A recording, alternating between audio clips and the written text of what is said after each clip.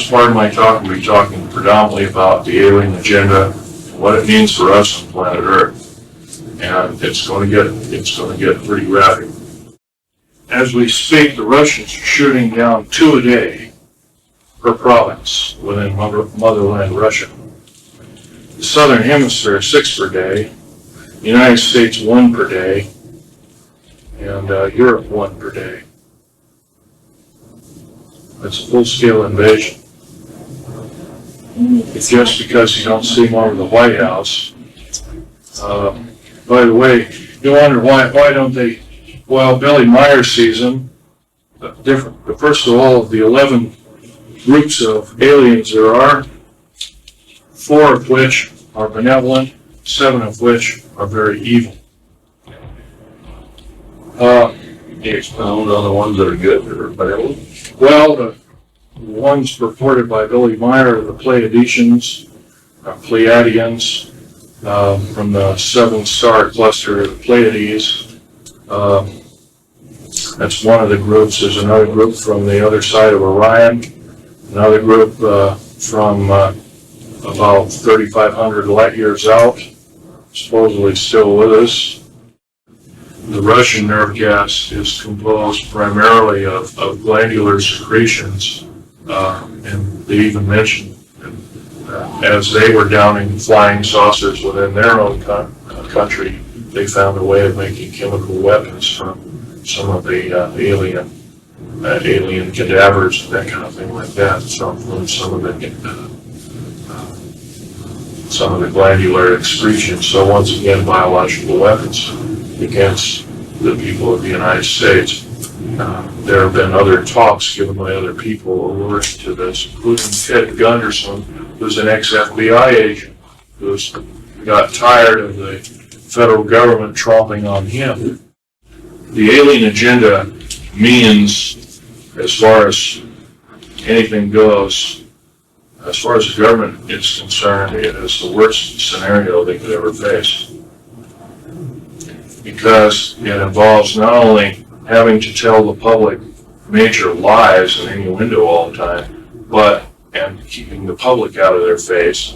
Slowly it's breaking down, and I'm helping do that because I remember my forefather of this country, George Washington, one time saying, "An uninformed populace is a populace devoted to slavery." So one must consider that if we become uninformed, and we ourselves have to take up battle against this kind of a scourge, if we're uninformed, then we're defeated already. So I'm not here to panic anybody or start a panic, but I feel that by lying to the American public, this is not the American way. We need to do something about that. I will tell you right now, I'm breaking major federal law. I'm breaking my entire security oath system. Security oaths, in fact, here's a copy of my 1985 security clearance. You might zoom in on that if you care to. Can you do that? Yeah. Yes. Tell me when. And this is all part of the one world government type system. I try to stay away from the political end, but it's kind of like the one world government system. Take over the planet, and hopefully we don't have to tell the people of the planet what the alien agenda is. Once again, it's all part of an alien attack of planet Earth. It's been going on steadily since World War II era. It's still going on, only now is subverted into large groups of human beings being actually abducted and implanted, and that's according to the Roper report, which is part of the Remington Rand Corporation. Stated that basically women are being raped by aliens, and I know as fantastic as that sounds, it's backed up by John Mack, Harold Wire. Cattle mutilations are government-sponsored alien operations and have been since they were first started in 1967. Actually, they were probably going on much earlier. And the upshot of that was glandulars, we allow the aliens to extract glandular secretions from animals, mixing them with their own. In exchange, we'll give them plutonium products for their drive, for their spaceship drives, while making alien elements for them, and they give us the biological weapons. Isn't that a nice, horrible scenario? The large gray that two large grays that I shot and killed, I can't tell you how ugly they were, and I can never tell you how graphic the stench was. But in the cave, there were large cauldrons or tanks. They kind of looked like a big oval cattle feeding tank, but they weren't. They were special. They looked like a stainless steel or metallic tank. They were filled with alien and human body parts, and generally glands and what looked like some kind of blood. Now, I've always been taught that blood after a few minutes starts to congeal, but this was one of these vessels that in the melee had tipped over, and all this bloody liquid had spilled out. It was a mess. There's another thing I might want to mention very briefly.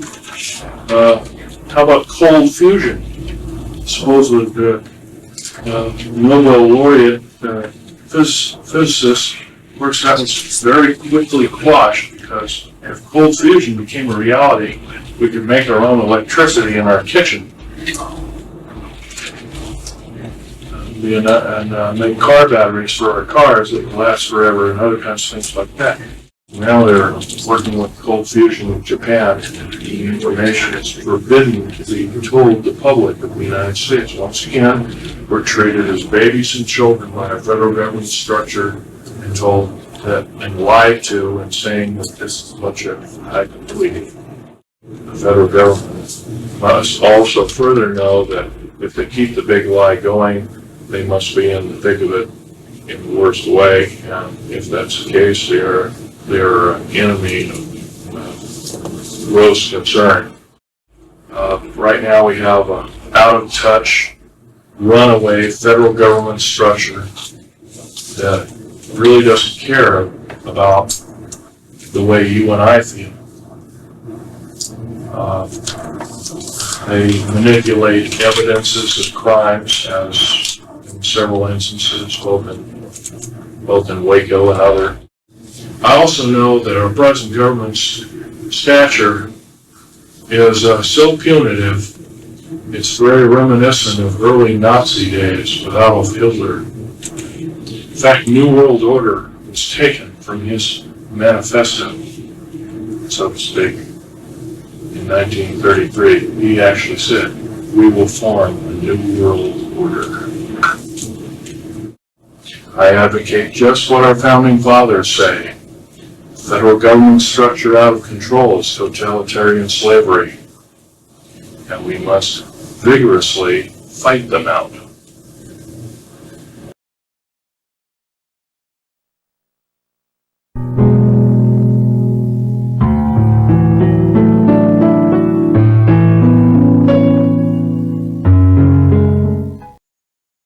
Thank you, Ford. I'm Phil Schneider, and I'm an ex-government worker who worked 17 years in the Black Projects, otherwise known as the Skunk Works.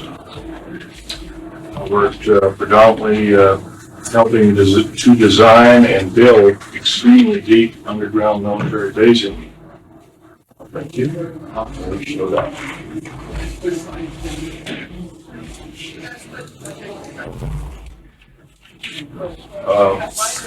To give you a short overview of my background, I'm a structural engineer, both aerospace as well as military applications. Graduate of University of Missouri as well as University of Manchester, England. Primarily working at University. That's about it for me. I worked in Vietnam, got no reason, shot, whatever. took 5 years to recuperate, came back, patched me up, so to speak. Went to work for Morrison Knudsen. And from Morrison Knudsen, I worked also with EG&G, Bechtel, Aerospatiale of France. So worked with Fiat, with cars like Fiat. I did a lot of work overseas, but predominantly my field was underground mountain basin, also submarine basin. I wrote several treatises on analyzing rock formations like grain structure, and this grain structure would yield a certain pattern, and that certain pattern could be used to analyze and chemically analyze and make special explosives that could be used to blast out large caverns underground. And even when there were caverns, you could still use shape charges to blast inert rock, although a lot of it was done by laser tunneling and drilling. I have a copy of a book here. I can't sell it. It's my only copy. But this fellow could corroborate with me. His name is Richard Sauter, PhD. He can corroborate with me in regards to everything I'm talking about. Who is it by? Richard Sauter, PhD. Here's another man that Okay, we need. couldn't find the room. You need to get in your ticket I will. and all that. I guess I'll let you know that that's kind of the background of my father. My father was a German U-boat captain responsible for sinking of 141 Allied boats. And he got captured by the French, then turned over to Third Army, U.S., and then Third Army turned him over to Naval Intelligence, based out of Pensacola, Florida at the time. And he later went to work also in Navy black projects. Maybe that's where I started, but it just worked out that way, I guess. Anyway, he worked for naval operations. He worked on the infamous Philadelphia experiment. He was involved heavily with that. In fact, I have some of his original notes. Get it here.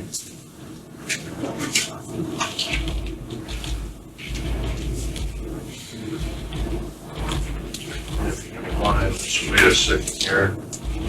Thought I included them, but I guess I didn't. Strange, they were right here too. Oh, here they are. These are some of the original notes that he had to go to school to learn them at Berkeley. And they were discussing things like element 104, 105 way back in 1950. So obviously that school was a little more accelerated than schools normally of that particular day, both in atomic physics and also in time variance. Anyway, my father continued to work in the U.S. Navy up until a couple of years before he died. He died 2 years ago, 1993, May of 93. But his main contribution, other than the Philadelphia experiment, was that he was one of the principal engineers with the first nuclear submarine, the USS Nautilus. And he worked with Hyman Rickover on that project to its fullest from start to finish. He helped design the nuclear reactor, he helped design the metals, the containment vessel. He did all the machining of the uranium pellets that were used. He designed the hull predominantly and some of the graving docks, so he was a major contributor such today that even his ideas in air conditioning and filtration are still used today in all nuclear submarines in the United States. So that's so much for my father. he taught me a lot. He's a pretty silent fellow over time. He told me that I should work in the black projects in the desert regions. Of course, I told him, I'm sorry, I have to work for a living. And in the early 60s, mid 60s, construction work wasn't paid really tremendously. And that's where I got to start. One thing led to another. And then when I went over to Vietnam, I got 10 times what a normal construction worker would get. But then the rest was pretty good too.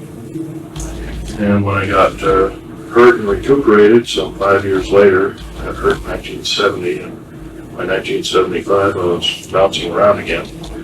And so at that time I went to work for a number of contractors who were primarily underground base builders. And of course, I might give you a brief overview. The first underground bases were basically old gold mines. Just the tunnels were already there. The first missile base, as a matter of fact, I believe was in northern Montana. It was an old gold and silver mine. And the missiles are still in the old air shafts. The air shafts are re-drilled out and everything. But actually, you made a semi-hardened missile base out of an old gold mine, which is kind of unique, seeing laser.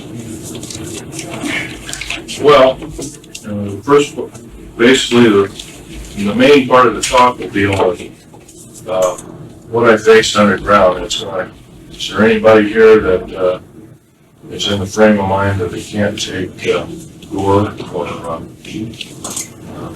kind of thing? If there is, there might be a problem because I'm going to get rather graphic.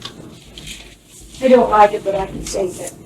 Okay, I'll tone it down a bit. I'll just, this workshop basically is everything that I missed in the main talk yesterday, and of course it's pretty hard to cram 3.5 or 4 hours talk in 15 minutes. I've divided a talk into three topics. I'm going to talk about dumb bases, deep underground military bases, call them dumb bases. Right now there are 131 of them, 129 are fully operational. Each one averages about 4¼ cubic miles hollowed out underground at an average depth of 5,000 feet down. Now, of course, some of them are shallower, some of them are deeper. They're strategically located. They were initially built to protect the President of the United States and the government in general, federal government as well as the political government. Somehow the sheer number of the 129 bases were basically the size of a medium-sized U.S. city is kind of unfathoming when you're dealing with maybe only 10,000 people in government that would be saved during a nuclear holocaust or war. So obviously these bases have other ulterior means. Some of them have already been used to in-house alien beings. Our government chooses not to let this out to the public for 2 reasons. Their first main reason is that they don't want to panic the public. And their second main reason is that they don't want the public to know the alien agenda. My first part of my talk will be talking predominantly about the alien agenda and what it means for us on planet Earth. And it's going to get pretty graphic. The alien agenda basically is thusly.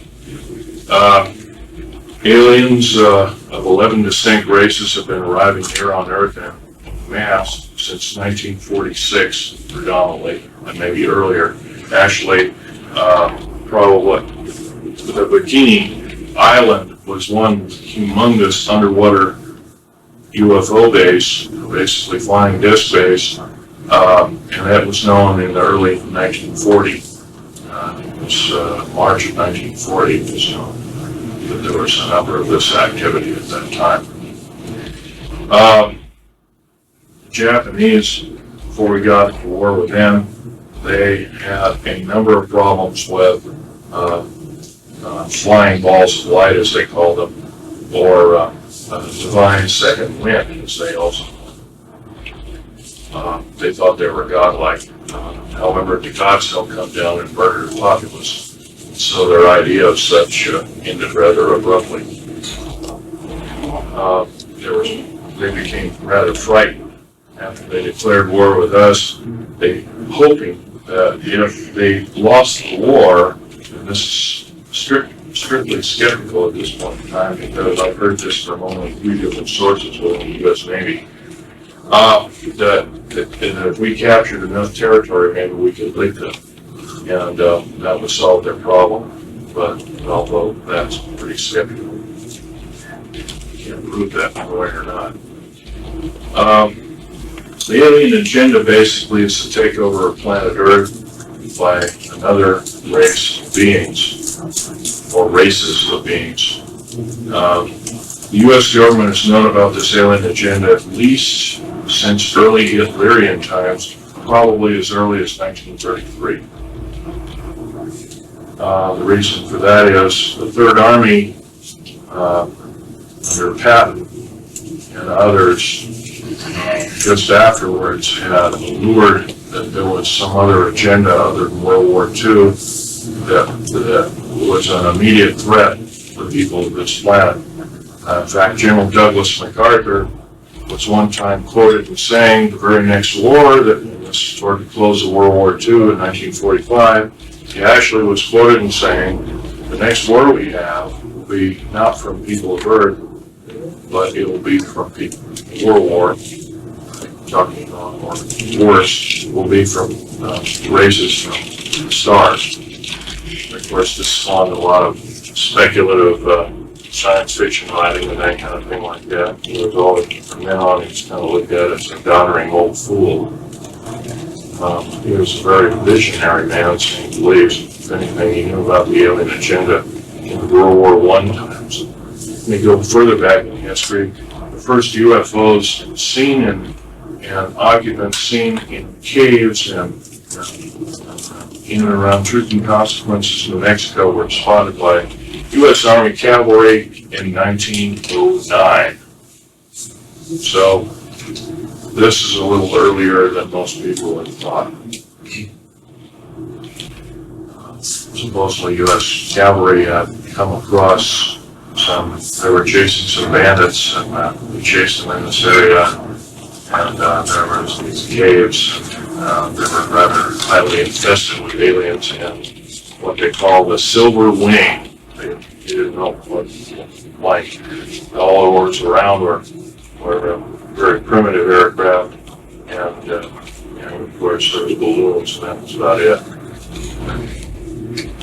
1909, it's pretty far back in time.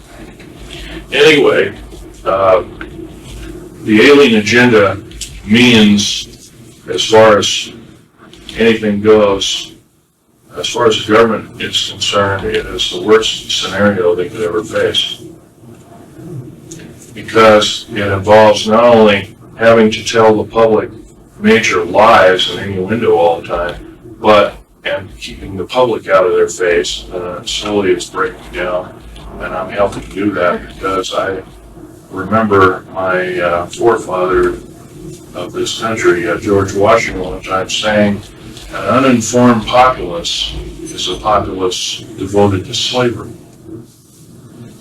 So one must consider that if we become uninformed and we ourselves have to take up battle against this kind of a scourge, if we're uninformed, then we're defeated already.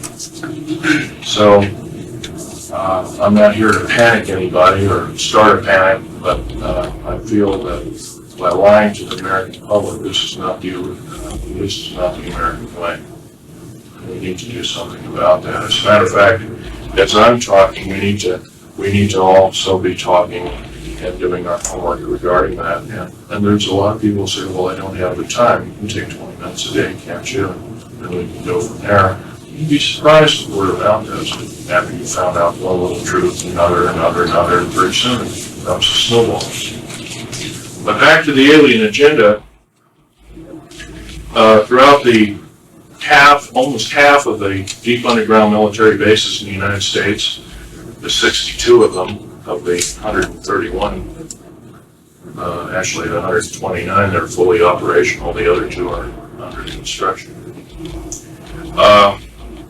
62 of these bases are housing both the tall gray as well as the short gray alien, and all of their craft, and of course our government, especially the U.S. Air Force and U.S. Navy predominantly, are trying to break this their technology down into usable technology for our own self.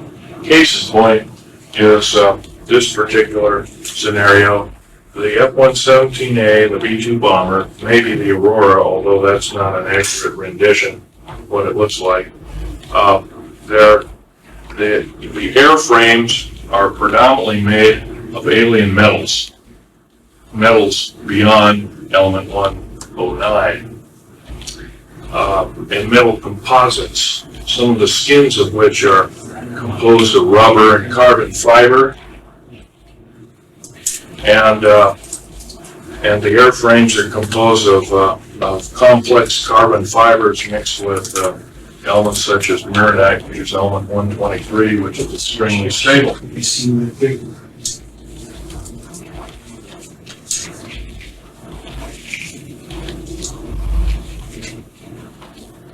I just kind of slapped this together. It's not quite as professionally done as these, but this was in Saudi Arabia.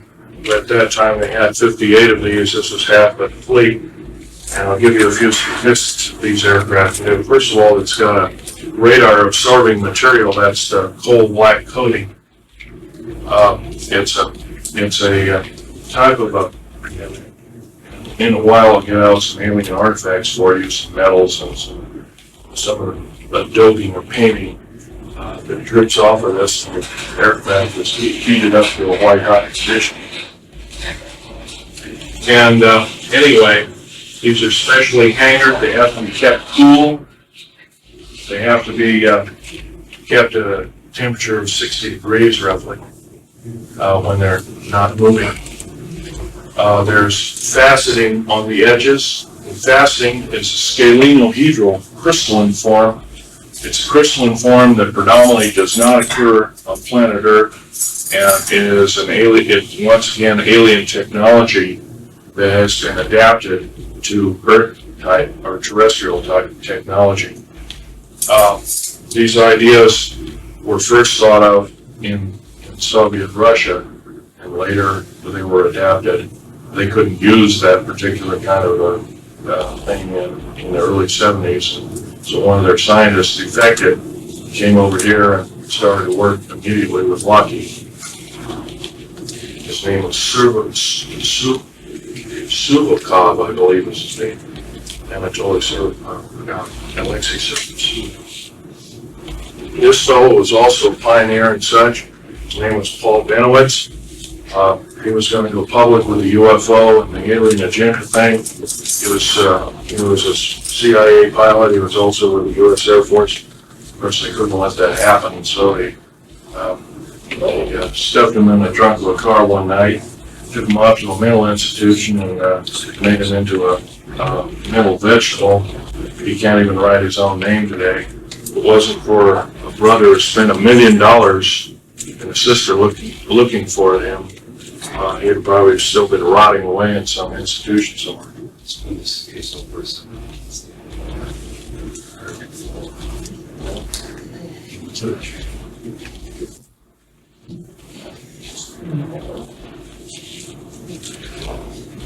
Okay. What we've got here, like I mentioned, is basic alien technology. It was adapted for us. Paul Benowitz, once again, he developed the shape of this aircraft as well as how the bombs were to be dropped. He was also into other projects through Los Alamos. This is in Saudi Arabia, and I'll tell you a few statistics about this during the Gulf War. Would you like to borrow this? Yeah, sure. During the Gulf War, this particular aircraft had 4 large bombs underneath. They were called smart bombs, cruise missiles, and also rockets and machine gun fire, Vulcan cannon style, but even more advanced than that. I don't really know quite about that. There was one pilot that sat in here. He literally had to be crammed in, actually right up in here.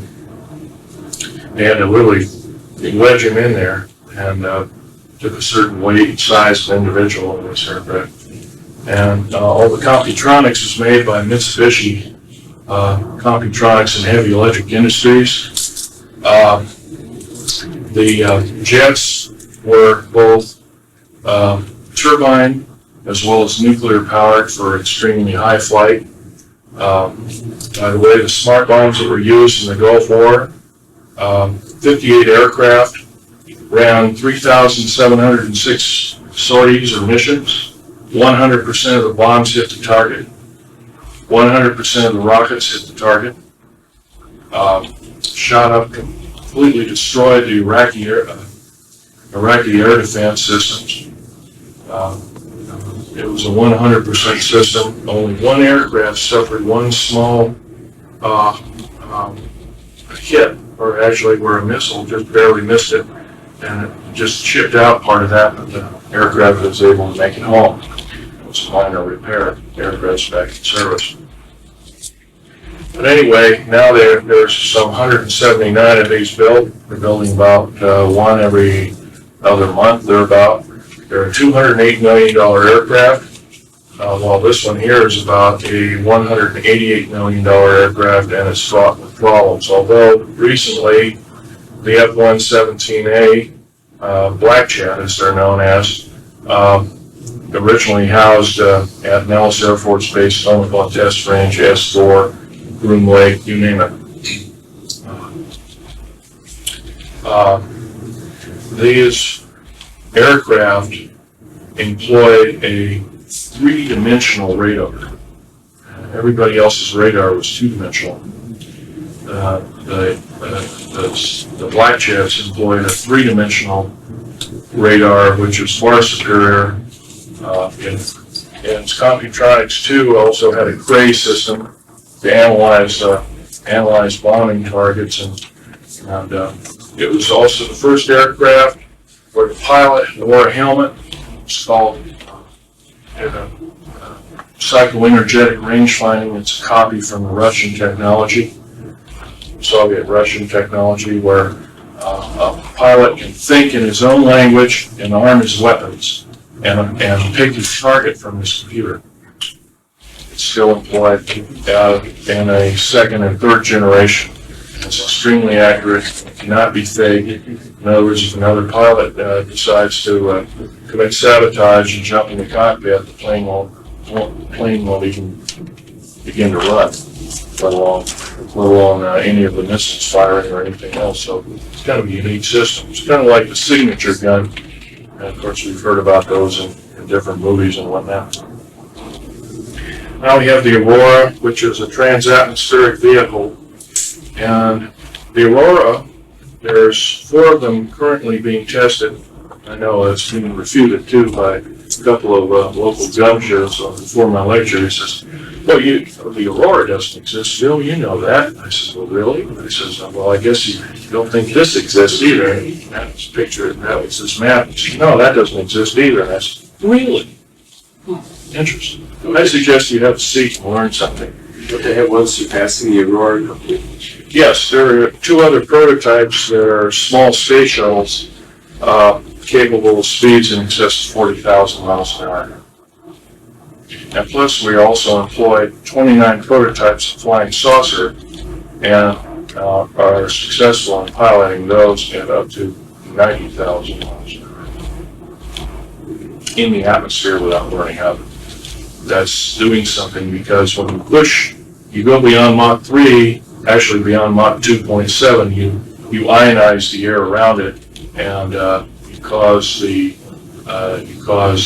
elements of the air to actually catch fire, and you need a force field around that system to exceed Mach 3 or Mach 4 without burning up, because you'll be as hot as a glowing meteorite coming in at about 30 or 40,000 degrees.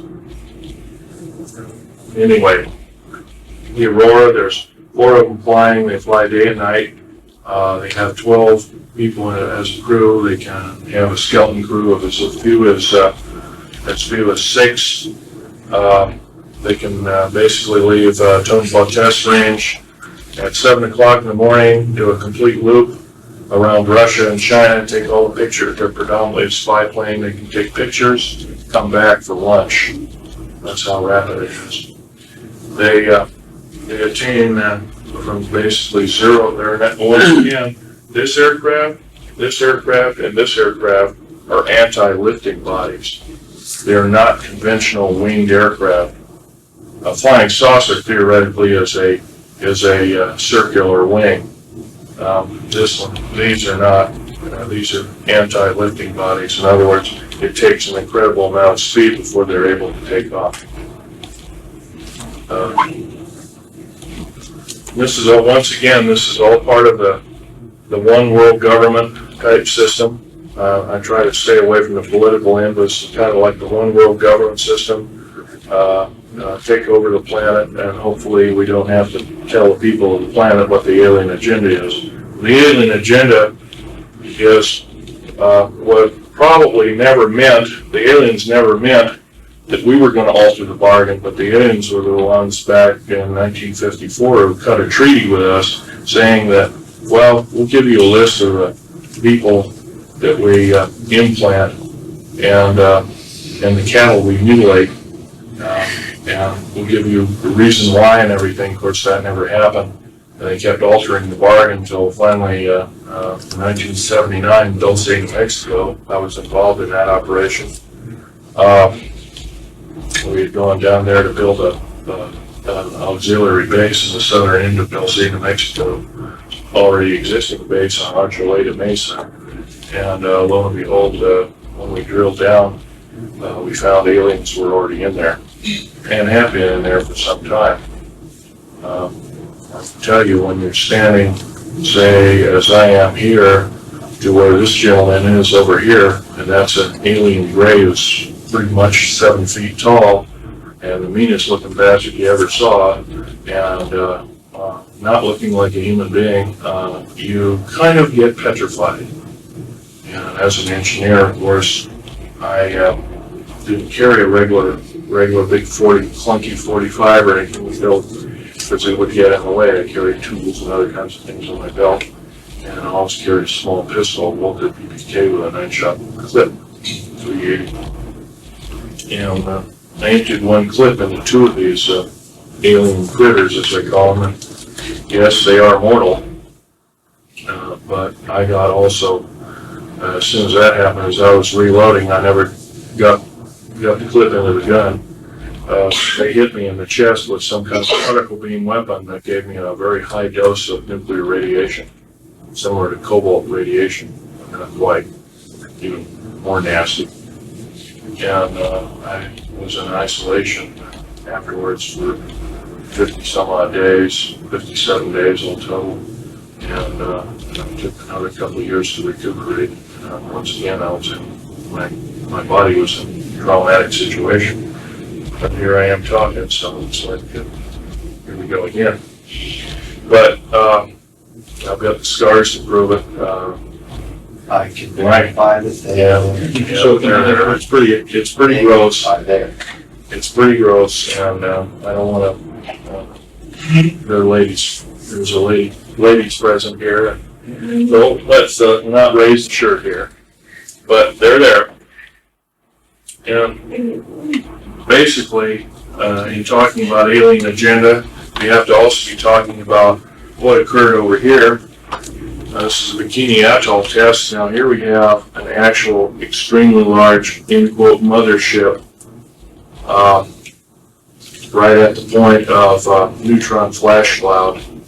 It's like 2 or 3 10,000ths of a second after the initial blast. And of course, the date of this is 12 July 1946. As we all remember, if we read our history on UFOs and how they started, it wasn't really known. As a matter of fact, after Roswell, we remember that there was a Senate hearing and a House of Representatives hearing, a closed-door session hearing, but a little bit leaked out in the public, and it stated that the government knew nothing about UFOs prior to that time. And these different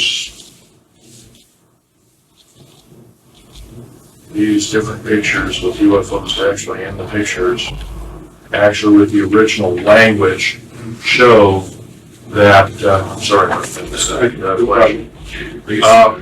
actually show that the government lied to the Congress of the United States. They knew full well what was going on at least a year prior. Of course, I believe the Roswell incident was 2nd of July of 1947. This occurred, of course, 2nd of July. I think the earliest A-bomb blast, 12th July, 12 July 1946, almost a full year before they were supposed to know anything. And here we have these streaks, and these are the classic discs that have all been pictured like this. Looks like the top half series, as I call it. And of course, they're kind of coal black kind of thing. Which some of them have a radiant, atomic propulsion systems underneath it. Streaks have all been confirmed as being just that. They're a Type 3A flying disc. And we have these small white dots. White dots. By the way, these guys here are receding from the ocean, taking the trajectory. They're getting out of there in the worst way. They'll probably not make it because of the radiation factor. But they're exceeding at speeds in excess of 13,000 miles an hour. And the white dots are exceeding 30,000 miles an hour as they're leaving. And they have actually changed the color. They've almost gone out of scope. And you're seeing a photograph, very rapid photograph of a blurred image. Some of the photographs go from a black splash or dash to this white dot system, and then they go out of the scope of what we call visual reality. And that takes tremendous speed to do that. In this particular overview shot, which is an extremely rare photograph of an atomic blast, as far as I know, this is the only one ever shown to the public of an overview of any kind. There are small dots and dashes, basically, as I'd say, and these are old garbage scows and ships and whatnot that they put in harm's way to see what the reaction would be of an atomic blast. And I'm sure the atomic testing was conducted predominantly in case we had to be prepared in using atomic warfare to fight alien influence, and they needed a cover story, so this is the Russians and the Cold War and everything, so it's a perfect cover story. Although it later became more than a cover story, as we all know. These particular photographs also show small dots and dashes, as I would say, and all of them have been confirmed. Now, this black system here in the atomic cloud is actually time being ripped up, of course, the atmosphere and the clouds and everything, and then time being warped by the initial blast itself, and that's by neutrinos going through and ionizing space, ionizing the atmosphere and whatnot, but exceeding the speed of light, so you produce an antimatter background and you get total blackness. And of course, here we have another UFO similar to what it is here. But once again, we haven't been told the truth on any of this.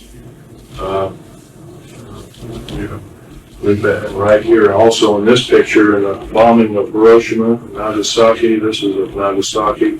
Down at the bottom, we see the characteristic human face, which is typical of all A-bomb explosions over populated areas. You will always find a human face at the bottom of the mushroom cloud. Now, nobody really knows if this is just by coincidence or the makeup of the cloud or whatever. But these little dots and dashes, these white dots and dashes, are receding at better than 30,000 miles per hour, and they're UFOs leaving the scene. Japan was infested with them. Their Navy had counted better part of 2 million of them toward the closing end of World War II. Once again, it's all part of an alien attack of planet Earth. It's been going on steadily since World War II era. It's still going on, only now is subverted into large groups of human beings being actually abducted and implanted, and that's according to the Roper report, which is part of the Remington Rand Corporation, who did the reporting, the Bigelow Holding Company. Now they're in a third generation report, and of that third generation report, that was sent out to all the clinical psychologists in the United States, 110,000 of them, stated that basically women are being raped by aliens. And I know as fantastic as that sounds, it's backed up by John Mack, Harold Wire, who's an MD as well as a clinical person.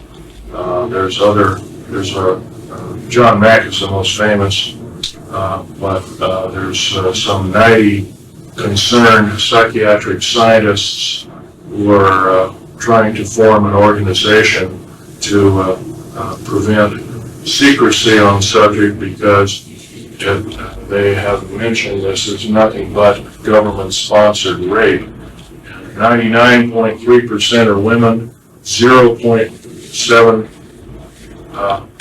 or 0.7% of men are abducted and implanted. So it's predominantly a female type monitoring system. So once again, the alien agenda is to disturb the natural progress of the human race, and to alien agenda beings. And of course, there's another thing to mention: any outer space alien, regardless of who they are, how benevolent or how evil they are, they're a biological hazard, because we have no defense against their germs. Absolutely none. In fact, they can kill us just by being around. I developed something like jungle rot. I still got it on my feet and on my back, and because of the Dulce, New Mexico thing, I get free hospitalization for the rest of my life. I'm a good guinea pig, I guess. But theoretically, that's being around inside that cave at that particular time. That's the first time I've told any of you people that, but that's basically what it's all about. If we're time here,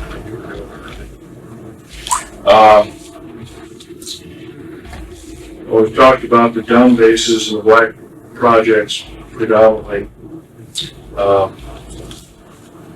and the alien agenda.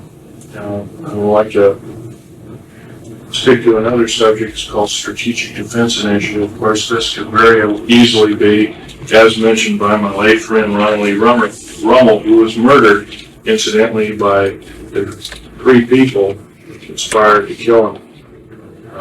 One person did the killing. One was a NSA officer, and one was an alcohol, tobacco, and firearms officer. Both are in custody as we speak. The third gentleman is fighting extradition. He's in Czechoslovakia. Most likely able to successfully fight extradition, because they don't follow the US law very well. Anyway, strategic defense initiative is probably, instead of preventing incoming missiles, although they're now that most nations have favored and otherwise have nuclear missile technology, it's probably some form of outer space defense against outer space attack, and it's pretty primitive indeed, but it's better than nothing. And the second part of my talk will be aliens and the alien agenda. I've already touched on that. Old alien bases. And like I said, Bikini Island, according to what was studied after the A-bomb blast, is that some of the caves that were infested with out-of-place artifacts dealing with UFOs and other kinds of paraphernalia had rock forming around them, so they had been basically an alien junkyard in shallow seas for probably the better part of 10,000 years. So they've been around. That you might call an old alien base. Dulce, New Mexico is another old alien base where kind of a botryoidal or clear agate had formed over some of the parts laying on the floor of the existing base, and it takes an extremely long period of time for, geologically speaking, for this to form.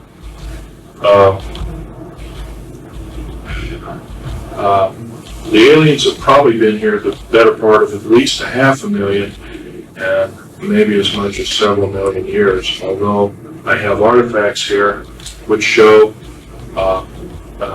artifacts like a small turbine-looking device sitting in 220 million year old fossil coral, and I also have alien metals which are present in other kinds of rock formations, including a piece of petrified wood where an insect had basically burrowed a hole around one of its limbs, and then something had literally, like a laser, had literally sliced through it, but the cambium or the actual layers of the wood had bent as the beam burned its way through it. I've got that in here too, as well as an original piece of instantly petrified, like a garlic root that was found in and around Area 51.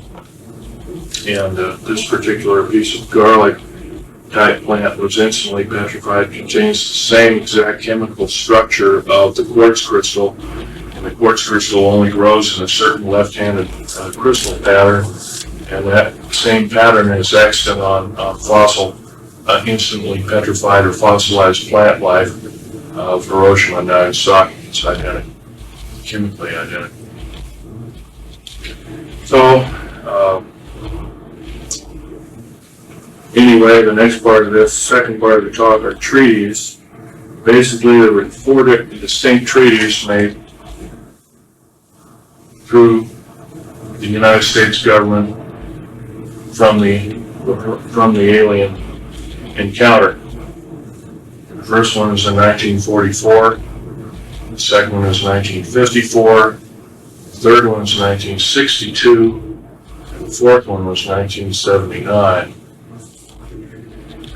I'll go backwards. The 1979 treaty was a total violation of, incidentally, at Dulce, New Mexico, where I got badly hurt.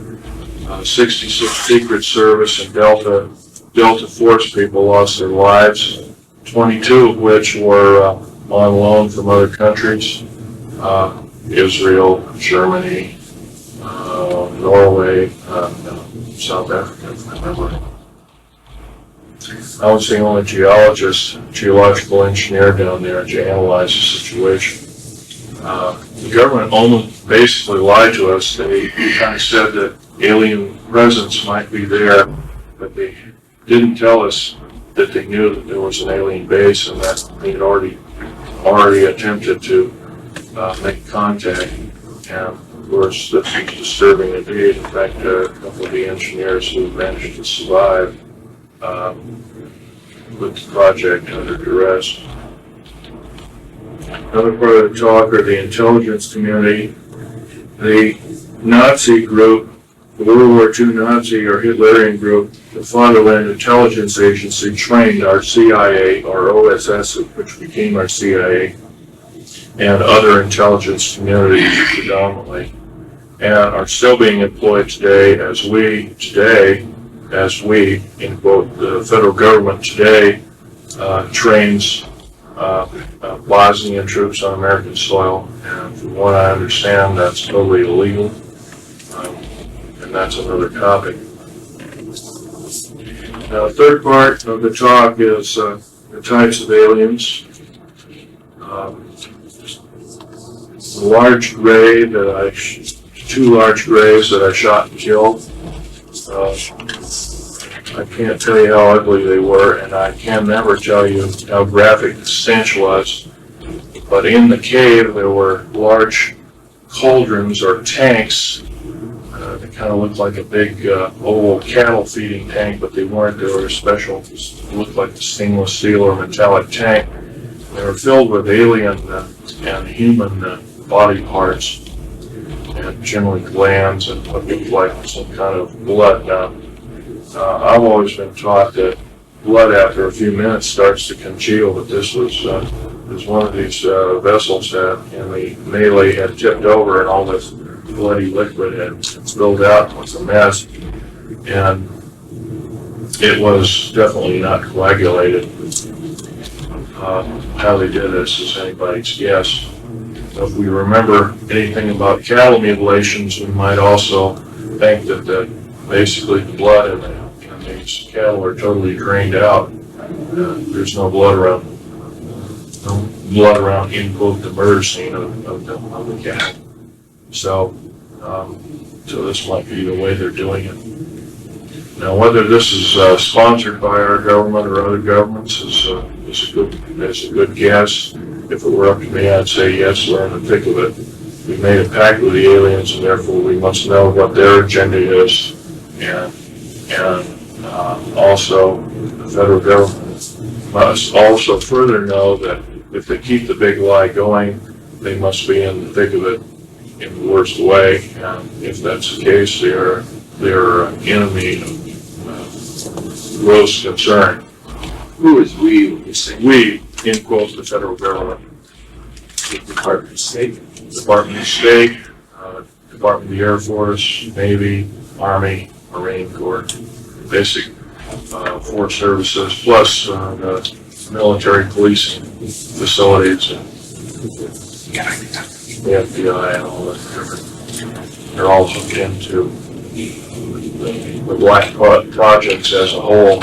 In this part of the black projects, there's kind of like an outer sphere of normal black projects, like building everything from these kind of aircraft here, and doing these kind of experiments here, building aircraft like this, places like this. And that's kind of on the outside. On the inside of this circle, we get a tighter group of people who really know what the main agenda is, maybe even the enslavement of the human race as a remnant, or something as a scenario like that. And then finally a third category whereby none of the other two categories would even hint at the possibility or the horror of what's happening. And it's a very compartmentalized system. I can only begin to guess, even though that I've been in the thick of things from the outer core to the second core level, but I have no idea what's in the third core level. No way at all.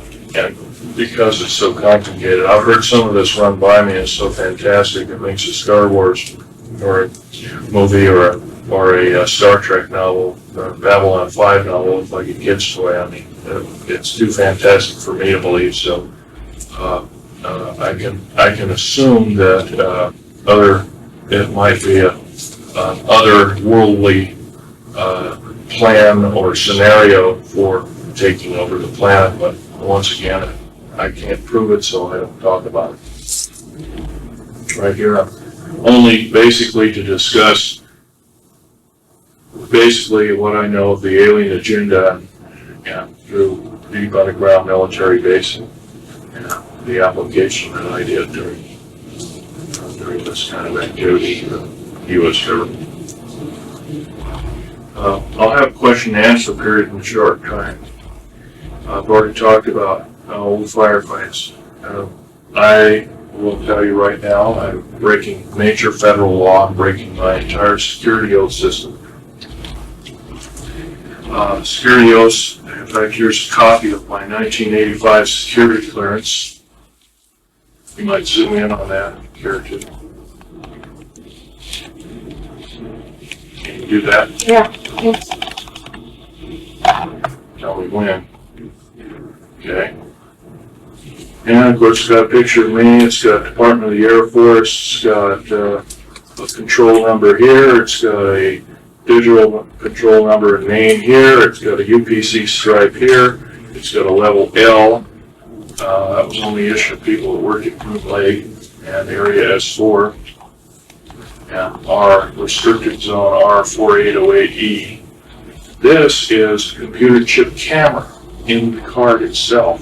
You didn't wear the card like you wore another security card.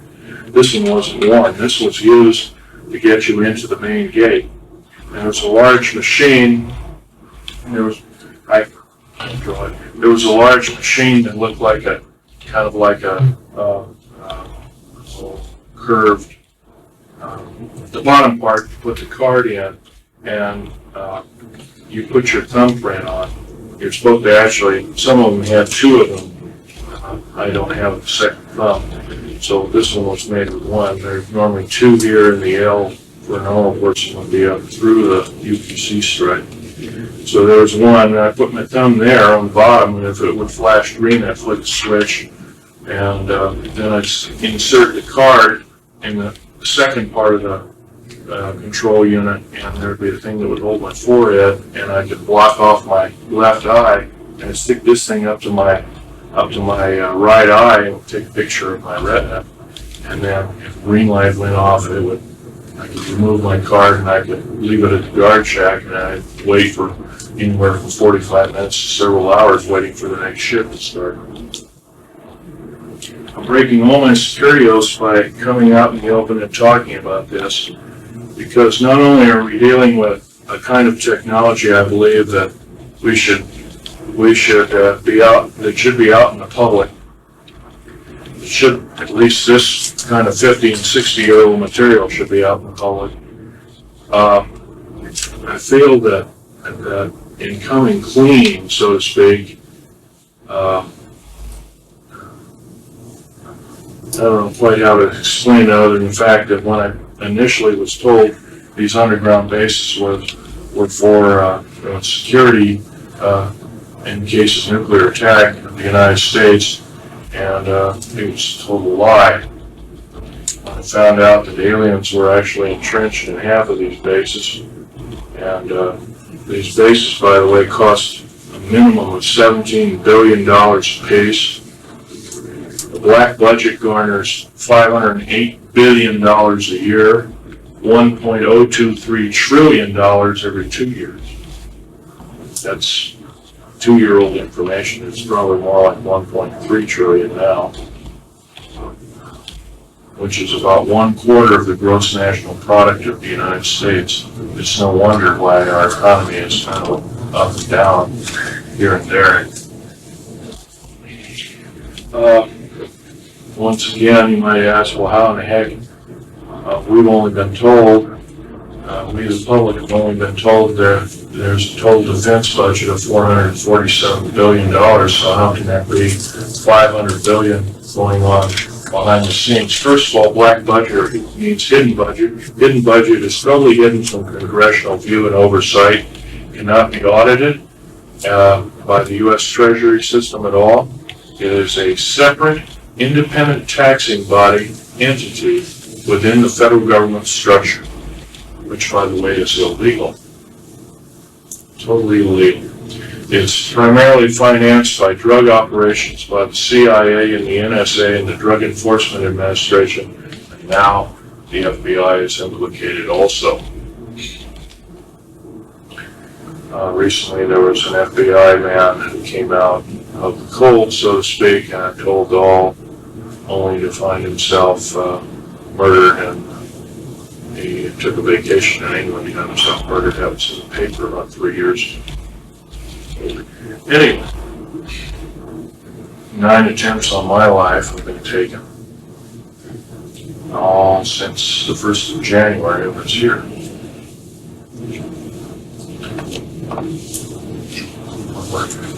Well, I've been shot at, been run off the road. 3 times I've been run off the road, one of which is a very good driver. I used to race cars for somewhat of a hobby type living. I used to race everything from Formula 1 on down, motorcycles and stuff like that when I was a kid, so I lived kind of on the edge all the time. So I became a very good driver and a very defensive driver, and so if somebody's trying to run me off the road, like before my Vegas talk, I dropped a friend of mine off at 29 Palms area, saw another friend in the Marine Corps hospital who was dying of cancer. And on the way out of there, you have to skirt around a whole mountain range. You just can't take the easiest way, a straight line out. It'd be nice, but it doesn't work that way. You have to skirt around these mountains. I had a Ford Taurus with a police interceptor motor, and roughly an 8-liter motor. It's a real monster. And there were 2 long E340, 350 vans, and they all had Air Force markings on them. They all had guns, and they were all shooting, and they were missing. And I flew by them and took a picture of their, as a blur, I took a picture of them, got a very good picture of their license plate. And then they sped up and tried to squeeze me in this way, and then finally I just slid right in the middle of the road, and the road was just wide enough for basically one-way traffic. And one of them rolled over, and kept going down for about 300 or 400 feet down a very steep ravine. The other one was a shallow ravine about 10 feet deep. And I just kind of peered over, unhooked my seatbelt and peered over, and there was a big fire started on down there. I could hear people screaming, but I'm sorry, it's their deal. I just kept on going. That was one way. Recently I got shot at when I was with a retired FBI agent. We were going to go to a Patriot talk show down near Salem, Oregon. And I got shot here, here, here. It's what's called the CIA cocktail. I don't have normal ribs after Dulce, New Mexico fiasco, where my ribs are burnt and cauterized, my fingers are burnt off of me, etc. I have a plastic plate in here, a nylon plate that has bumps on it, looks like ribs and everything. So those bullets just kind of lodged in this thick 5/8-inch thick plastic, movable plastic thing on the inside, and that was dug out. And once again, here I am recuperating from another problem, and all because I'm trying to bring the American public. And I love my country more than my life, otherwise I wouldn't be doing this ridiculous group of things by coming clean, but I feel I have to because the American public has not only been lied to, but when I was asked to, by the intelligence community within the Air Force to continue my operations in black budget work, stealthy work, what would I think if they said that I would be betraying the American public? I told them to go fly it, go stuff it or whatever. And I says I won't be a party to that. And I walked out of the room. And somebody tried to tell me to come back, and I says out of my face, fella, you're on the ground. He would get out of my face and went on the ground. And I walked away, and I made a decision. And that's why I'm here talking. I also want to get a little political sided here, although I don't like to. Right now we have an out of touch runaway federal government structure that really doesn't care about the way you and I feel.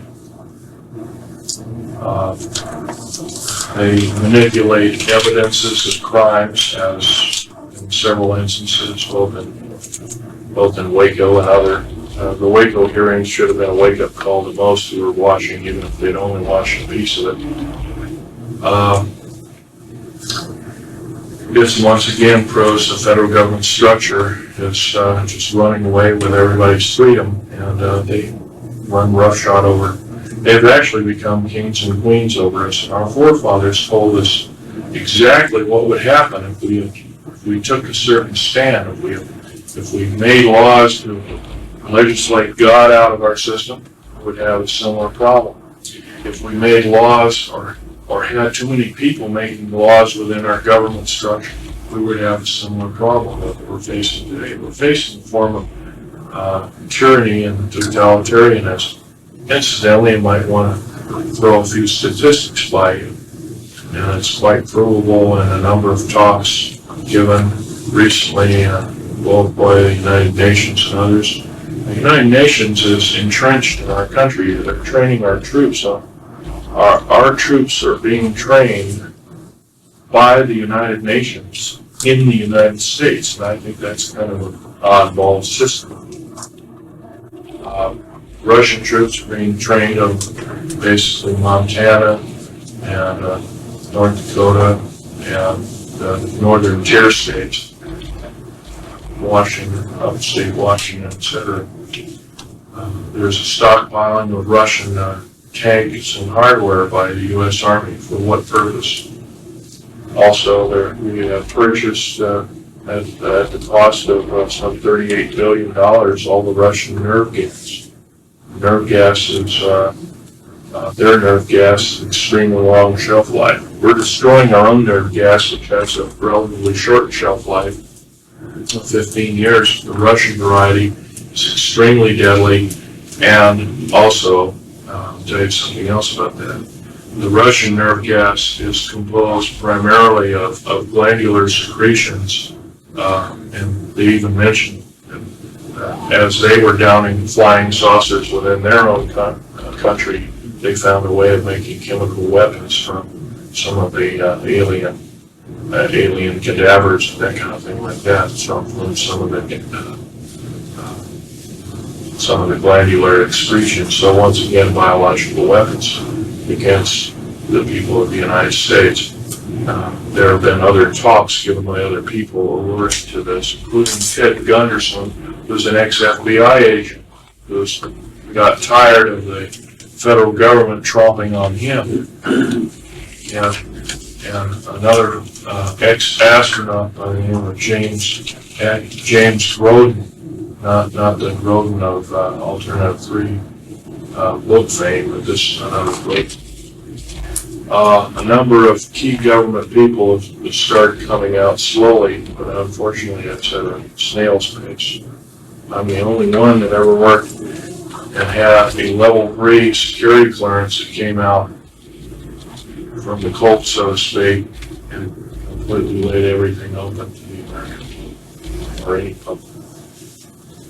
Something like this was tried in Britain and in France, but the person got jailed.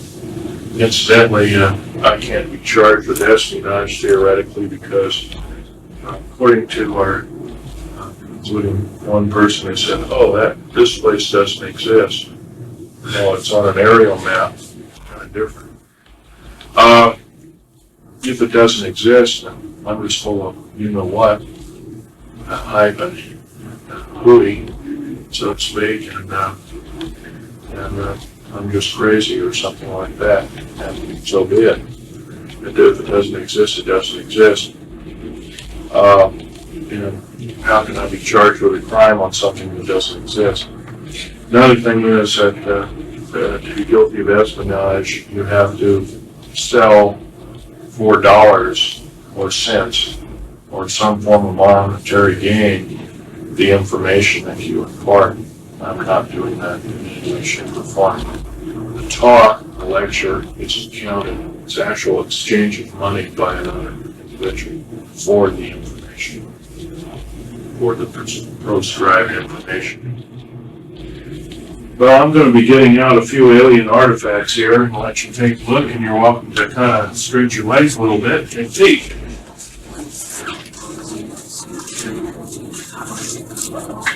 Clear off some of these things here so you can see what I'm talking about. If you look at very carefully, and I'll leave my hand lens out for you to take a peek. By the way, when you use this hand lens, you want to get right up on the object like this. You'll see a line going straight through with the wood layers of the cambium coming this way as whatever went through it, burnt through it. Very interesting fossil. Here's another out-of-place artifact, or blue part, so to speak. This is another fossil. This is at one time a cave mushroom, a fossil plant. It's something cut it absolutely perfectly, like a laser, cut right through the thing, and part of it slid off, and it later got perfectly petrified, similarly to the Hiroshima and Nagasaki atomic bomb test with a similar signature. Now here's this petrified, instantly petrified garlic plant. Incidentally, this is 65 to 100 million years old. This is 105 to 130 million years old, and this is roughly 30 million years old. It has the exact chemical makeup and structure of quartz crystals formed on its surface, and on the internal structure of the plant itself, which the top part, of course, the sprout is all broken off. This is the sprout underneath it, and the quartz crystals are identical to material found at Hiroshima and Nagasaki at the Fujian Swamp.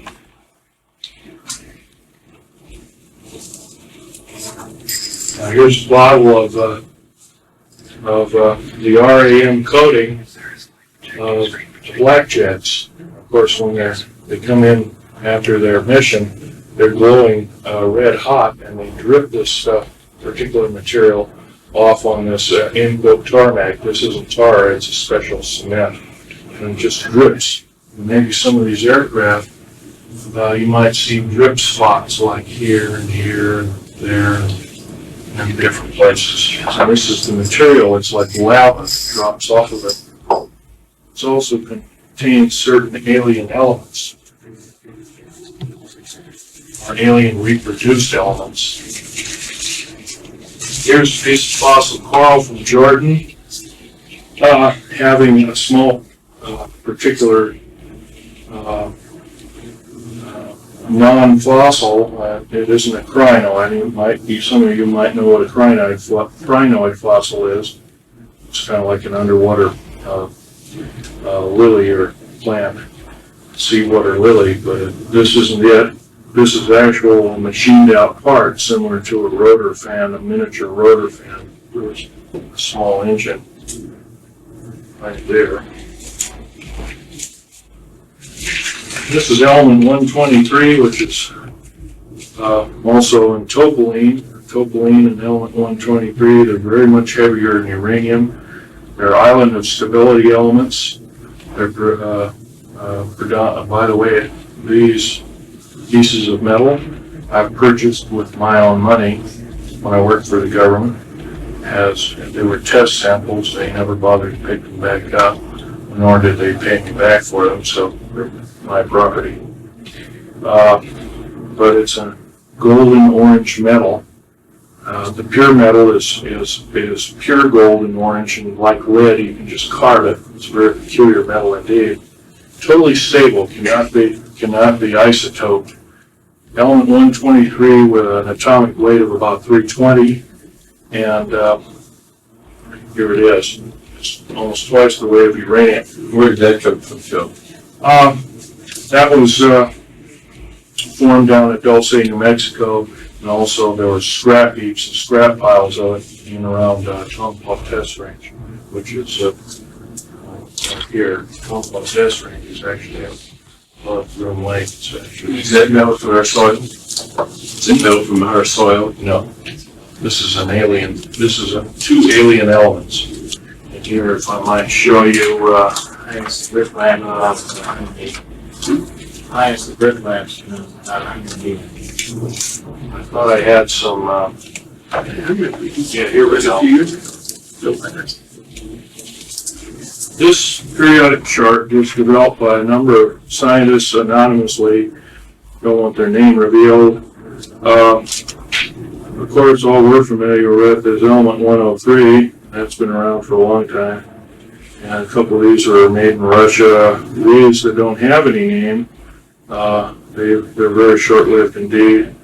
Element 109 to 110 also. But after, from 111 to 140, these are all elements that were garnered off of alien attack vehicles or alien spaceships or flying saucers when they were taken apart. Now, topaline is here, element 117, and element 123 is murnite. It's a combination of both those. An extremely hard substance capable of withstanding temperatures in excess of 9,500 degrees Fahrenheit to as much as 14,000 degrees Fahrenheit.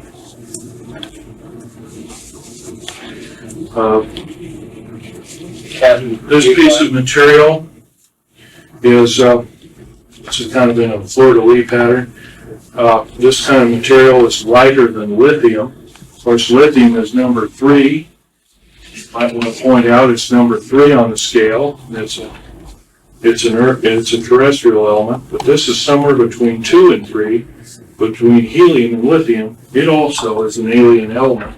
It's what they call a mixture, an admixture element. It's extremely light, and it's used in the airframes of all black jets, F-117A, B-2, and B-1, B-2, and B-30, or the Aurora series. And it comes in a scalenohydrocrystalline form, which is alien. It's kind of a dead giveaway. Here's a tabular scalenohydrocrystalline form, 4 times the hardness of a diamond, 4 times the tensile strength, capable of withstanding temperatures in excess of 45,000 degrees Fahrenheit before chemical breakdown. It is used in the window the small slit windows. They're in the underbellies and the blackened out windows of the actual cockpit, although most of these pilots fly blind. They don't ever see anything from the ground. So this kind of that's also an alien material, and it is element, if I remember right, it's element 113. Here is another alien element formed in the confines of outer space. You might ask, what are we space shuttling? With all our shuttle missions, of course, we're being lied to every time they talk or open their lips, open their mouth. The same crystalline structure is here as well as it is here. This material is the hardness of a diamond. It's also used in the rotor and propeller shafts of propellered aircraft or rotored aircraft. It's also used in high-speed drills and other kinds of things like that, which are used to make holes in metals that cannot be touched with a welding torch. And this, of course, is that hunk of metal. And I have a real treat here. When I was 14 years old, I was with my father, who was talking to us, Sir Johnny Rawlins, Johnny H. Rawlins, who was a British naval sea lord, and he had collected some of the crash retrieval objects of the infamous Roswell crash, and these are actually little bits of the skin that have. Of course, you remember the skin, you couldn't bend it or cut it or anything. The way they did this, of course, they dropped liquid nitrogen on it, and they used a hammer technique of shattering it, and it became brittle. But once again, it's composed of nothing but alien elements, which are, by the way, we're not able to understand where this particular elements come from. And the skin, it's the thickness of the sheets of paper you're writing on, and that's all that's needed to be meteor-proof and missile-proof and everything else. And these things have crashed, of course, and have also been shut down by luck. Predominantly, not by skill. And I'll let you look at that, but you can handle these other things, but don't handle this. You say they've been shot down, Phil, how would they have done that with a Charged particle beam weapon, as well as a railgun. Reusable railgun. And, That works for like a shotgun, you spray it out. no, not really. A railgun is an electronic gun that shoots a projectile about 25,000 miles an hour, much faster than any rifle. I'll have a question and answer period. You can come up, take a look at these artifacts. Here's a couple of magazines. Spotlight. Anyway, there's the Alien Digest. I got my friend killed. Here's some of my father's notes. Those are blanks there, but there's the famous popular science about secret airbase. By the way, if it doesn't exist, how come they printed it? Here's a Nazi saucer. That was done by Vladimir Trzersky, who was a Russian space engineer of some fame. Here's the new periodic chart of the elements. Go ahead and look through it. Incidentally, here is a unique piece of hardware too. It's an ordinary gold watch. The only thing unique about this particular gold watch is that it's a Waltham, but on the back, on the reverse, it's made in Montauk, New York. Just happened to be used by my dad in the Philadelphia experiment.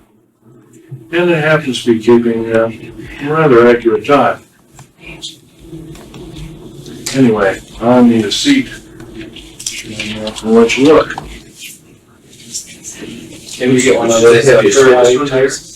Actually, the heaviest is the Mernite, that kind of gold-looking material. Be very gentle with these. These aren't normal specimens. And one person handling one piece at a time. Can we get a periodic chart like that, be some loading? Yes, I do. Good. These are $4 a piece. A Celtic one. And a year ago, these were secret. Above top secret. By the way, here's your bench. Thank you very much. Let's see what this photograph for him. After we take a look, and as you take your seat, we'll have a question and answer period. Then I'll wrap it up. Okay.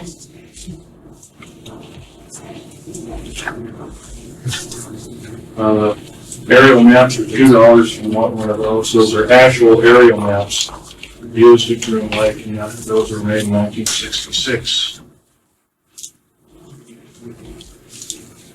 I also have portfolios of selected pictures of the atomic bomb blasts at Bikini, as well as Val Thor. And if there's some of them need labeling, I'll label them for you after the talk. Do you do move like that? Yes, I do. Matter of fact, this I can't sell. Take a look inside of that canyon, so to speak. Really an interesting formation. See how the wood fibers have just literally been separated. Yeah, that's right. Of course, you've heard about straws and going through telephone poles after a tornado. Well, maybe this was that kind of a thing, although it seems a little remote. Oh, those $20. Yeah, these are $20 and they're a select group. Is there a existing issue? Well, I'll tell you what, I'll just throw this in, how about that? It's inside these. There's a select group of pictures, like here at the street, saucers leading ground zero. I have other ones that are marked with USS Eldridge. This is, by the way, is the USS Eldridge ready room. It's a ready room aboard the USS Eldridge, and I think Al Bielek will verify that. And that's one of their. How many ready rooms? Is Al here? How many ready rooms were aboard the USS Eldridge? Theoretically, two. I only knew of one because that's the only one I ever went in. Okay. The lecturing varied between various lectures. It lists the people, there's different people, not all the people, although you can do your homework and probably find that out. These are going, after this talk, these placards are going to be duplicated on special paper and sent to the United States Senate, and of which these pictures will not only be totally declassified, but will be out in public domain. You're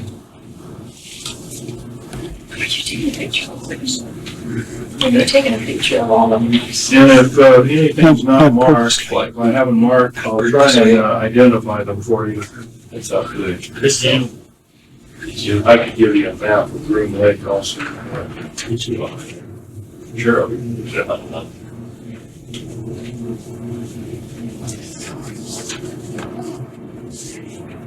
Again, doesn't work.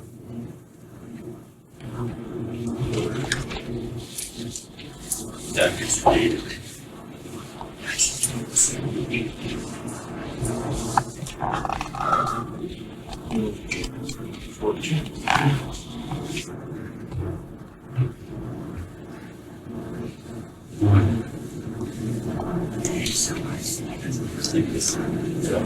All traffic.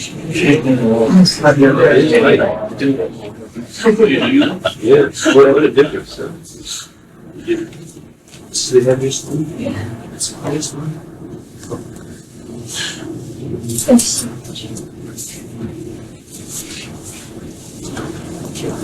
Once you say the 300 feet, it's $4. Just here. Where are we?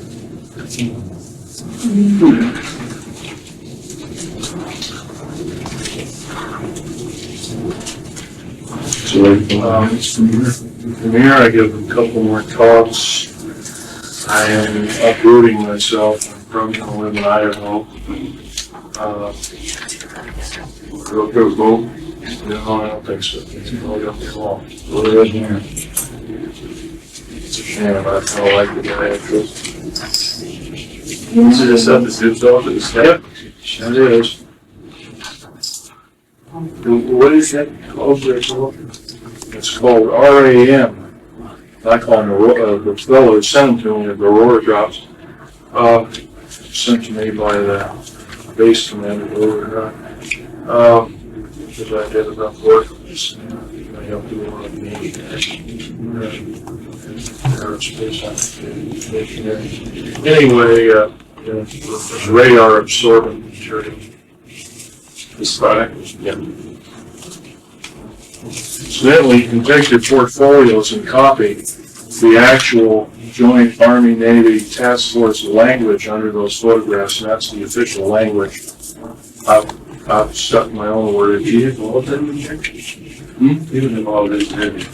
Yes, well, I don't have all of them, but there's a select group. You can look through it and see the different ones that are selected.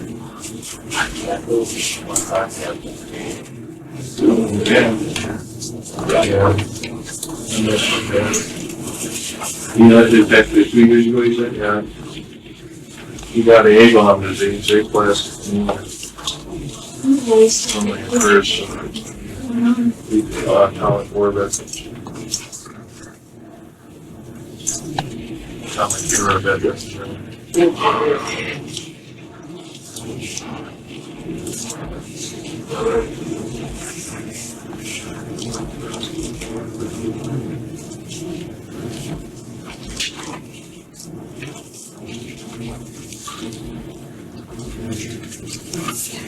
Pardon me, but I'm gonna take a seat.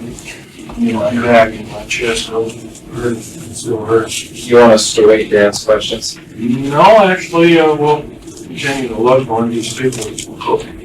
Write down the names of the, we'll start the Q&A here in about 10 minutes, 5 minutes, if you don't mind. 2 minutes. Okay. Can you leave those out? I don't want in the video. I think you'll have to sign up for the video and you may have to. I said I don't want to be in the video. I was, no. Oh, okay.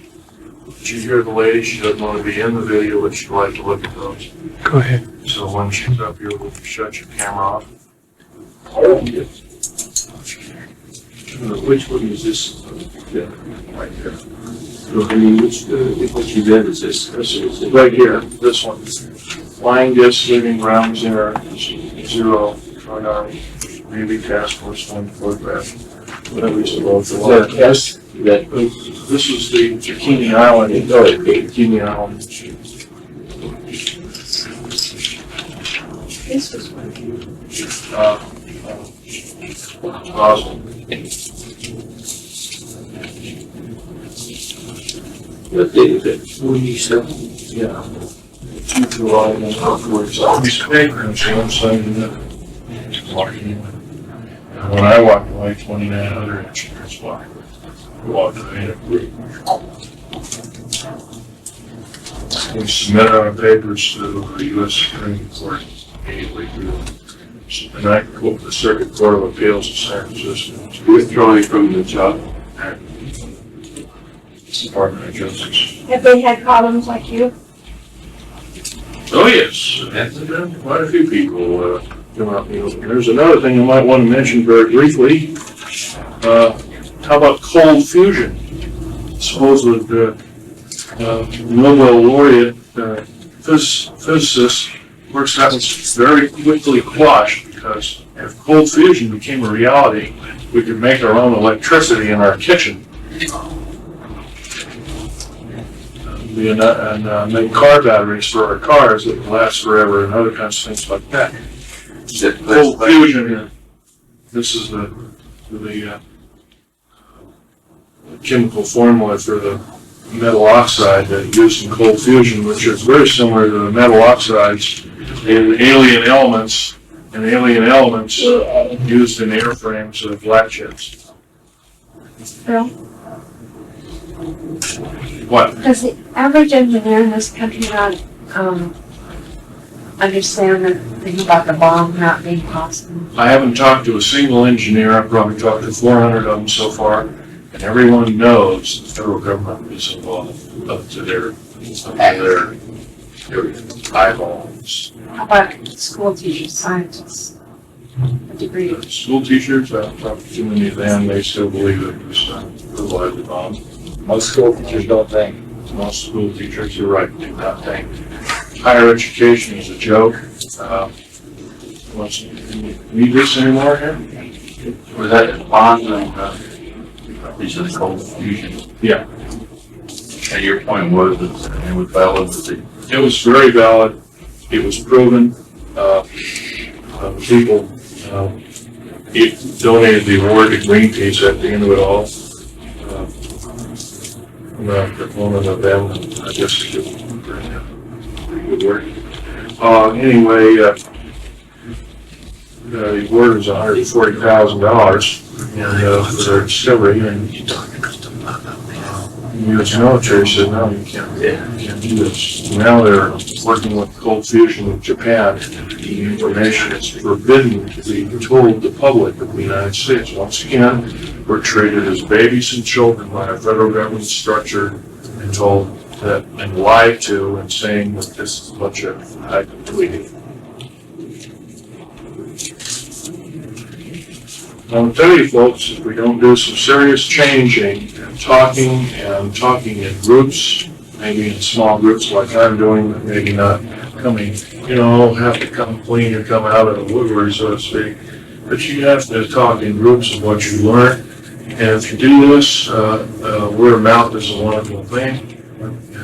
And from that, we might be able to continue and have our freedoms that we so aptly take for granted in these wonderful United States. And I've been in over 70 countries. I've never found another country as beautiful as the United States. Well, you know, Einstein, so after the first round go up, second, Now we're going to have a question and answer period, and when it came to nuclear, you can find all this other, it's gonna be discussed every village square. That was 50 years ago. question and answers, folks. You got them? Let's hear them. I was reading in that underground book, you know, that I purchased a couple of Oh, days. the Richard Sauter book. Yeah, and he was talking about, well, I've been interested in the underground railroad system ever since I heard Phil Bailey talk about it about 2 years ago. I helped build the tunnel. But in the book, they don't tell anything about the newer drills that built the tunnels. There are no drills. There's no drills. No drills. It's a nuclear boring machine. It's a nuclear boring It machine melts its way through the that rock. literally melts or deflagrates the rock and it, to an extremely fine powder, melts it and sticks it on the walls. But he said in the book that he didn't know if they had ever went ahead and made that machine. Well, the machine's existing, but I can tell you even who Krupp of West Germany made the machine. He had no pictures of the later of that machine. What he had was more of the obsolete machines. And Even obsolete equipment can drill up to 7 miles a day. And we've been lied to when they say 1/4 mile a day. even through solid rock. Even through solid rock. Yes, sir. 7 miles a day. Even if they have to take the material out and haul it away. There's nothing to take out. Here's nothing to take out to speak of. It's all vaporized. Here's another piece of titanium metal mixed with alien elements. Very hard material. Doesn't break. It's used in all of the black jets, stealth aircraft. What was the big mercury mines that were found by Las Vegas, why were they confiscated? They run very deep, for one thing. They were used for everything from atomic waste disposal to putting bad news aliens and making a little jail out of it, I guess, if you wanted to call it that. It's a good way of, once again, hiding the problem from the public. So it's tied into the underground system where the mines were? Yeah, absolutely. Oh, they were just, where were they by? They were outside of Las Vegas, I've heard. They're over near Mercury, Nevada. You were talking about 120 million of the underground bases and about half of them being used to house the aliens. What are the other half used for? The other half are used strategically by different military organizations, mostly Army and Air Force and Navy, for research and development laboratories predominantly, and also medical research and development laboratories and chemical weapon laboratories. Once again, these bases have been built unceasingly day and night since 1940. And if you add up all the bases, all the cost of all the bases, it's pretty close to $2 quadrillion. How can they keep this so neat in the public? Going and farming. It's pretty easy. The people that live around the area. It's pretty easy to keep it away from the public. They've done a real good job of it, with the exception of people like myself that come out of the woodwork, so to speak.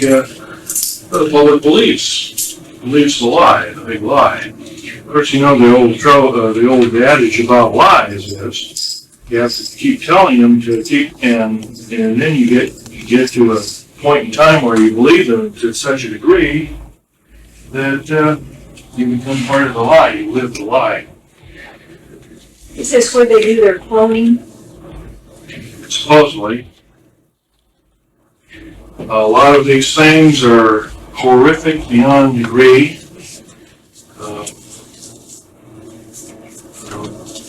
The traumatic events that I went through caused me to get professionally taken care of at Bethesda Naval Hospital, among other places. And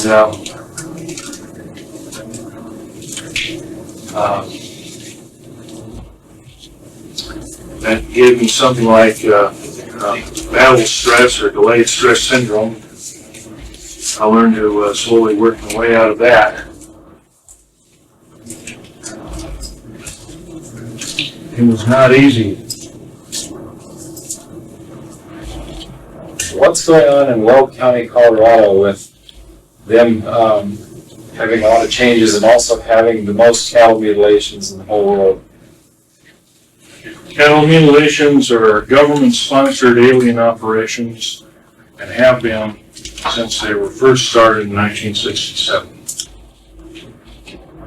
Actually, they were probably going on much earlier. And the upshot of that was glandulars, we allow the aliens to extract glandular secretions from animals, mixing them with their own. In exchange, we'll give them plutonium products for their drive, for their spaceship drives, while making alien elements for them, and they give us the biological weapons. Isn't that a nice, horrible scenario?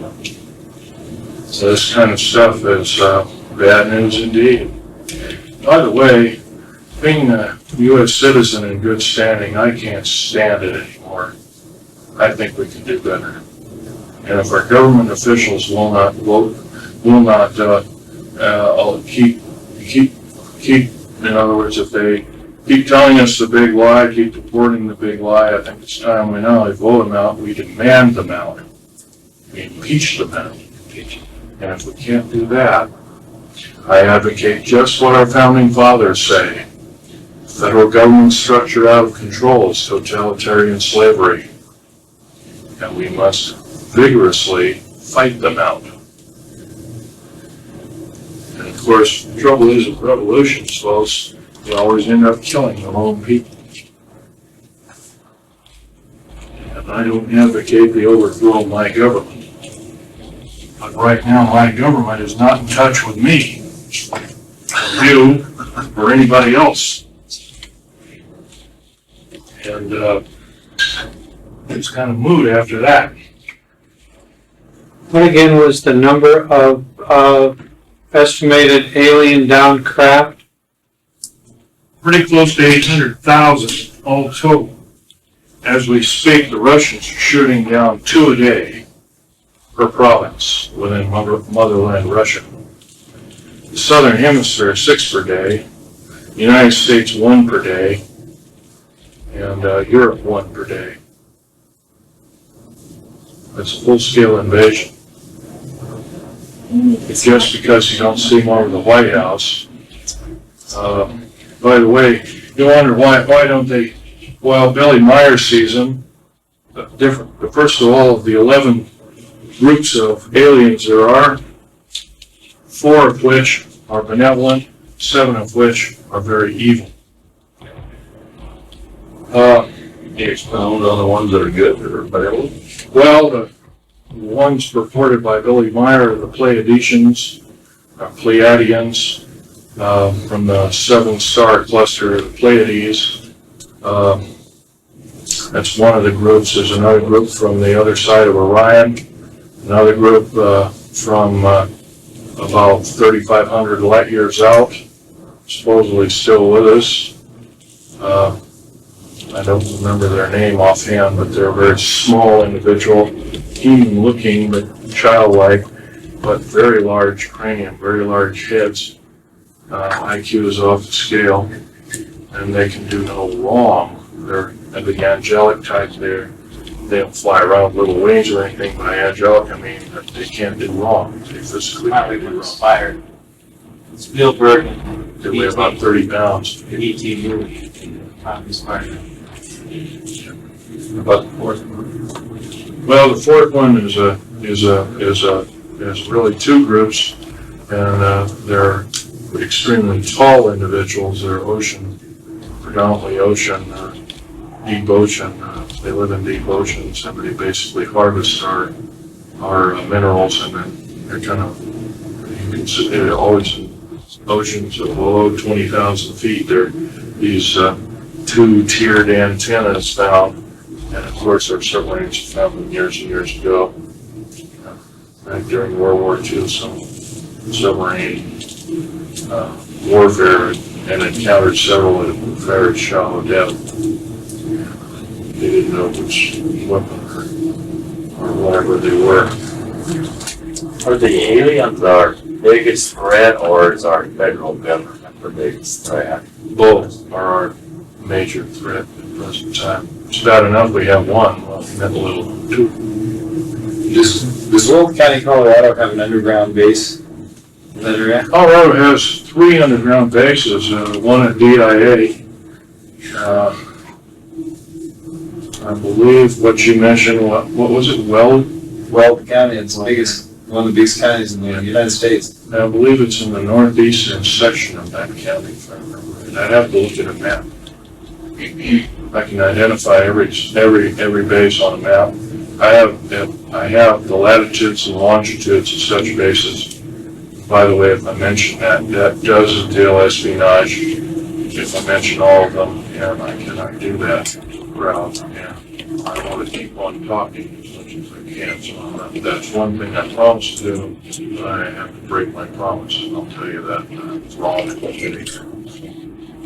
I encountered something when I was back in case I couldn't find something. You'll have to speak. I visited Minnesota. I was coming back and I decided to take a different route to get off of the interstates. It's a big US Highway 36 across northern Kansas. And about 20 miles from the Colorado border, there was suddenly construction. 36 could be cut off. And the detours went way around. I just went down about I-70. Over that area, about, I guess, 15 minutes later, I saw strange formation clouds in perfect crystals. And I was convinced there's something that they were active. And it used to cut off the U.S. highways. The name of those clouds is, if I can interrupt, is altocumulus lenticulatus, or lens-shaped clouds. Almost always predominantly, there are two kinds of clouds. The kind, if you go up to Virginia City sometime in April or May, you'll see these clouds that come right up, roaring up to a steep mountain. You'll look at them and they'll just disappear. They'll cease to go over your shoulder. It's nothing. It's kind of, that's altocumulus lenticulatus A. And the B kind, it almost looks as a black thunderstorm-like cloud. And they always have metallic discs in the center. And if you take your camera, your eye won't probably see them. The camera will pick up metallic dots within that cloud structure, and those dots can be professionally analyzed, and you come up with the conclusion of the Earth-like disk. Incidentally, I've hardly ever seen those clouds more than 23 miles from mountains. If I had that much, it was at least 200 air miles straight line distance from long speeds from there to the big mountain cloud. I had spotted such in Portland, Oregon, that took pictures, submitting it to a TV radio station, or a Asian radio station. They've never got it on the air. I wonder why. But they're rare clouds. If you ever have a chance to take a picture of them, you should. What causes the clouds? Well, the natural formation, of course, is altocumulus. They're extremely high cumulus cloud formation. Of course, cumulus is a building, big, kind of like a thunderhead or a thundercloud. Air currents rushing up, and of course, the altocumulus lens-shaped or cookie-shaped clouds, you have air currents rushing up. Air currents rushing up and air currents rushing down, and what they do is they compress the clouds, and then there's air circulation, generally in a clockwise or counterclockwise measure. I studied weather when I was in high school. That was one of our curriculums. But you've got it right there, it's man-made source. Well, yeah, I mean, the A-bomb is the A-bomb cloud is a lenticulatus. If we're downing one a day in this country, wouldn't it seem logical that there would be more people that would be aware of debris? No, I'll tell you why. As soon as one is down, they're attacking certain northern tier state Air Force bases, predominantly. If you can get on those bases or stray onto those Air Force bases without getting arrested, good luck. But if one of those craft is down, they seal off the whole area, period. They being the federal government, police and whatnot, Air Force police, whatever, air base or army base or tank base or whatever you got in that area. They seal off the whole area. Anybody caught in there is shot off site or immediately arrested and detained. By the way, a military base can circumvent the U.S. Constitution and Bill of Rights. An Indian reservation can do the same thing. Is this what our government? This was supposed to have been laid out by our founding fathers? I don't believe so. I think we can do better. I know we can do better. I also know that our present government's stature is so punitive, it's very reminiscent of early Nazi days with Adolf Hitler. In fact, New World Order was taken from his manifesto, so to speak. In 1933, he actually said, "We will form a new world order."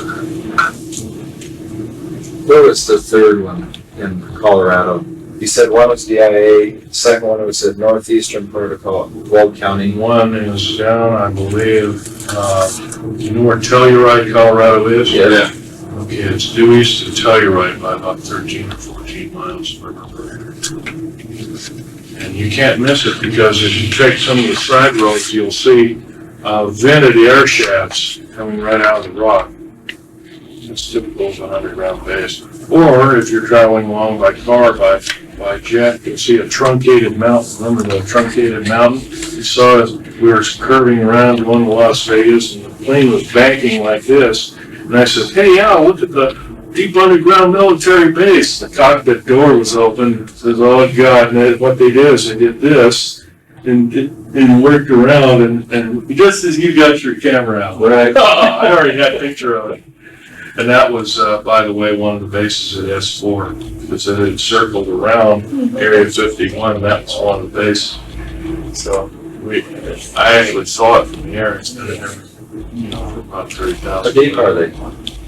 They can run, the deepest deep underground military base is 2.5 miles underground. The Dulce base is 2.5 miles underground. That's pretty close to 13,000 feet. 5,280 feet make a mile. You don't have any temperature, high temperature problems? No, as a matter of fact, in certain sandstones, you actually get lower temperatures in ground surface. And water? Water leaches out. Of course, that has to be sealed. Protective sealant, very difficult in some cases. By the way, this ring I'm wearing has a sapphire. When you blow mountains apart, there's sapphires in mountains. I had that professionally cut, where it kind of is a good luck piece. It's a blonde 6-ray star sapphire, American star sapphire. It's been working. Yes. You might add. I had it cut and polished and setting made in Las Vegas. Some of my different days. Yeah. Well, what about when you're just driving along and there seems to be nothing around and you'll see these white pipes coming out of the ground with turbines on the top? Exactly. Is that one? That's one type. There's one of those in Air Denver. I mean, I've seen them along the highways in Denver. It's like industrial, commercial stuff over here, and then all of a sudden you see all these white tubings along the highway. Those are air shafts, or some of them are run very deep, some of them are run only 400 or 500 feet underground. You know, you don't have to be a military strategist, tactician, you have very vulnerable, plug those things up, pump some bad gas down there while it happens. Well, I guess, I'm not a tactician, so Yeah. that's not good. Yeah, that's one way of telling, yes, sir.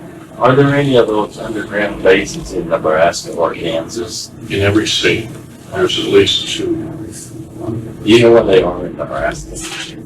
I'd have to look on a map, I couldn't tell you. How they often, Big pardon? how they often, Air Force Base. Yeah, probably off the big distance. It's also where they took some of the alien remains and saucer remains right off the bat, off of Air Force. Okay, any more questions? One more question. Do they have underground base up by Sedona, Arizona? Yes, sir. Yes, we do, and it's a very deep base indeed. In fact, they're going to make it deeper than any other base. They want to take it 4 miles. What's it called again? Sedona, Arizona. Is that one that's just A lot of the, big word? just northeast of there? Or Yes. Well, that's all, folks, and I think I better leave some time for Al Bailey. And I better munch a sandwich before I become an alien. God, thank you. It's been a real pleasure. And I hope you've had some hand-on experience. By the way, there's little metallic fragments you might be able to pick up. I don't know, they might be alien. Thanks. thank you.